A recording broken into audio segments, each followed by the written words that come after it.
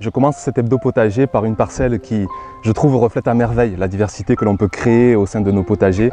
Une diversité de variétés, de couleurs, de saveurs, d'odeurs, de textures, avec un sol riche, vivant, qui transmet à nos légumes tous ces minéraux, tous ces oligo-éléments, toute son énergie pour que nos légumes se développent dans les meilleures conditions. Cette parcelle, à peine plus de 10 mètres carrés, contient plus d'une trentaine de variétés différentes, une sacrée diversité, et aussi des herbes sauvages qui s'invitent quand on fait un potager au naturel et qu'on ne traite rien.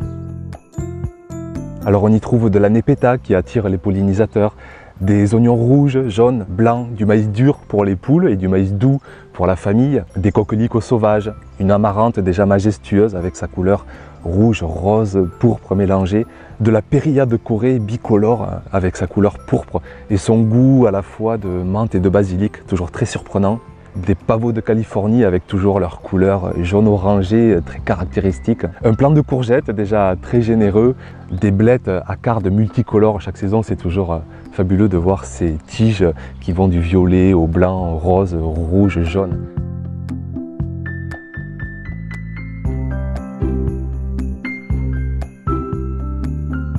De la roquette qui est montée en fleurs, des capucines rouges et jaunes dont on grignote les feuilles et les fleurs, du chou Mizuna qui lui aussi est monté en fleurs, un plant d'aubergine encore assez petit, quelques pieds de haricots cachés sous le pied de artichaut qui est déjà imposant pour sa première année, du lobelia, ça c'est une plante vivace d'un bleu-violet vraiment intense que je pourrais reproduire année après année, de l'absinthe et à ses pieds de la mélisse citronnée, c'est une aromatique très surprenante, et pour finir un petit chou cabu qui lui aussi ne demande qu'à grandir. Cette diversité, j'aimerais qu'elle soit aussi intense dans le potager, mais il y a aussi une finalité égoïste à vouloir nourrir sa famille, à vouloir plus de productivité. Alors certaines parcelles sont un peu moins diversifiées et de ce fait un peu plus productives. Mais quoi qu'il en soit, dans tous les coins du potager, des fleurs, des odeurs, il n'y a rien de mieux pour tout équilibre de vie que d'accepter et de semer de la diversité.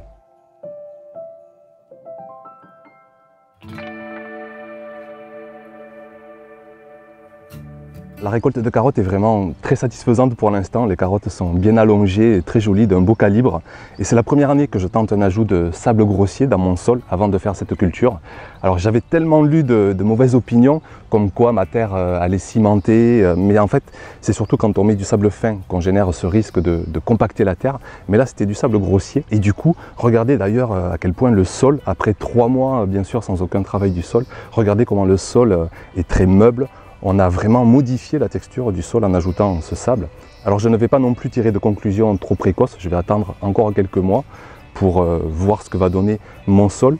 Mais si le résultat se confirme, l'année prochaine, je démultiplierai cette pratique sur d'autres mètres carrés, sur d'autres parcelles. J'ai une terre extrêmement argileuse et si ma foi, ajouter un peu de sable peut aider à avoir un sol plus meuble, mieux texturé, eh bien, je ne vais pas me gêner et j'irai faire d'autres allers-retours à la sablière. J'ai semé une autre variété de carottes, toujours pour semer de la diversité, la carotte jaune du Doubs, sur une autre parcelle et sans ajout de sable. Et regardez, les résultats sont tout autant satisfaisants, voire plus satisfaisants. Cela pour dire que ce n'est pas non plus le sable qui à lui tout seul est miraculeux, il faut les autres clés de fertilité pour bien réussir sa culture de carottes, un sol meuble, un sol humide, un sol précédemment enrichi, soit via un paillage diversifié, soit via un bon engrais complet organique. Ensuite faire un semis bien dense, bien éclaircir pour ne laisser qu'une carotte tous les 10 cm, veiller à une humidité pendant les 3 mois à venir et puis normalement tout devrait bien se passer pour avoir des récoltes abondantes de carottes.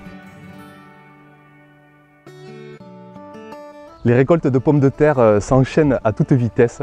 On commence à en consommer de bonnes quantités, que ce soit en salade froide avec quelques oignons, quelques œufs, ou même sautées à la poêle, que ce soit la variété Spunta, la variété Ulysse. Elles se cuisinent très bien et puis à 40 ans passés, à force, je commence à bien maîtriser les patates sautées. Alors je ne pèse pas toutes les récoltes, je n'ai pas envie de transformer le potager en usine à chiffres, mais la caisse que vous voyez là sous les yeux, on en a déjà récolté bien 3 fois cette quantité. Et d'ailleurs, c'est l'occasion de commencer à donner, à partager ces récoltes avec la famille, avec les amis, une nourriture dont on est certain de la qualité à la fois gustative et à la fois du côté sain de la chose. Et ouais, c'est vraiment chouette comme sensation. Alors sitôt arrachées, les cultures sont de suite remplacées par tout ce qui traîne dans la pépinière. Même si j'ai rempoté dans des godets plus grands, ça fait maintenant presque un mois que les plants patientent. C'est difficile de timer tous ces semis pour que les plants arrivent au bon moment selon la place disponible du potager. On fait ce qu'on peut. Alors je plante aubergines, pastèques, choux, patates douces, courges, toutes les belles cultures d'été. J'arrose assez conséquemment au moment de la plantation. On rentre dans une saison chaude, encore plus ici dans le sud, et l'eau reste la première source de fertilité du potager. Tous nos légumes sont composés à 80-90% d'eau, et les priver de cette ressource, c'est mettre à mal tout notre travail de jardinier. Les plants de pommes de terre arrachées sont directement mis en paillage au pied des nouvelles cultures. Ensuite, un bon paillage complémentaire avec du foin que j'ai à disposition et aussi les dernières tontes de la saison. Maintenant qu'il fait trop chaud, la prairie ne devrait plus beaucoup pousser, hélas. Une fois ces quelques tâches réalisées, eh bien, on est tranquille avec ces cultures et maintenant il n'y a plus qu'à patienter pendant les 2-3 mois à venir avant de se régaler de nouvelles récoltes. J'ai mis des petits roseaux pour identifier le départ des plants parce que pour l'instant, certes, le potager, en tout cas cette parcelle, ne ressemble pas à grand chose. On est dans une période de transition entre les cultures de printemps qui sont déjà arrachées et les cultures d'été qui sont à peine implantées. Mais dans un mois, le potager va être de nouveau complètement transformé, une véritable forêt vierge avec les courges, les pastèques, les melons, les patates douces qui vont littéralement envahir les parcelles et on sera bien heureux, notamment pour arroser par moment, de bien identifier le départ des plants.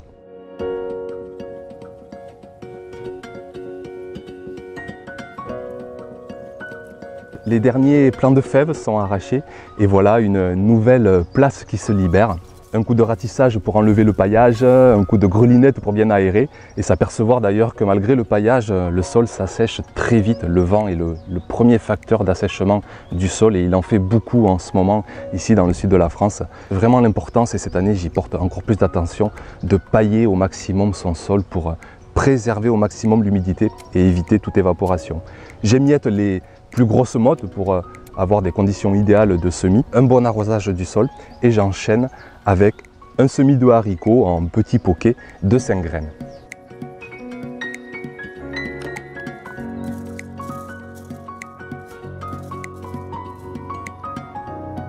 J'ai déjà réalisé de nombreux semis de haricots dans le potager, de nombreuses variétés, toujours pour semer de la diversité, on les découvrira dans les semaines à venir. Je porte une attention particulière à bien étaler les semis parce que sinon on se retrouve de suite avec des récoltes trop rapprochées de haricots à ne plus savoir qu'en faire.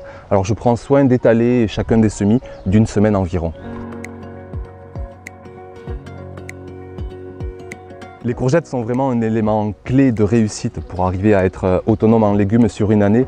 Alors quand on voit des beaux plants majestueux, on est toujours rassuré et on sait qu'on va déjà récolter de grandes quantités de courgettes cette saison. Chaque plant va nous amener plus d'une dizaine de kilos et en semant une dizaine de plants au potager, c'est plus d'une centaine de kilos de courgettes qui s'annoncent sur la saison.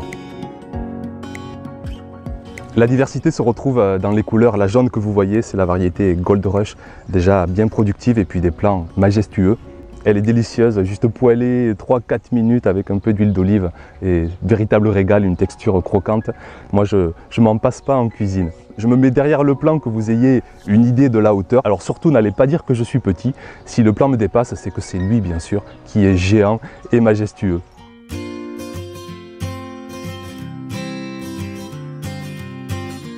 Les oignons plantés à l'automne commencent à être bien costauds et je ne me prive pas de les récolter même s'ils ne sont pas encore assez secs pour pouvoir les conserver. On les consomme directement en cuisine, en salade froide ou bien sûr pour faire toutes nos recettes diverses et variées. L'ail par contre, regardez l'évolution depuis 15 jours, il commence vraiment à bien sécher. Je vais encore attendre une semaine ou deux et je vais pouvoir commencer à l'arracher, le laisser sécher sur le sol quelques jours et le conserver pour notre consommation d'ail toute l'année.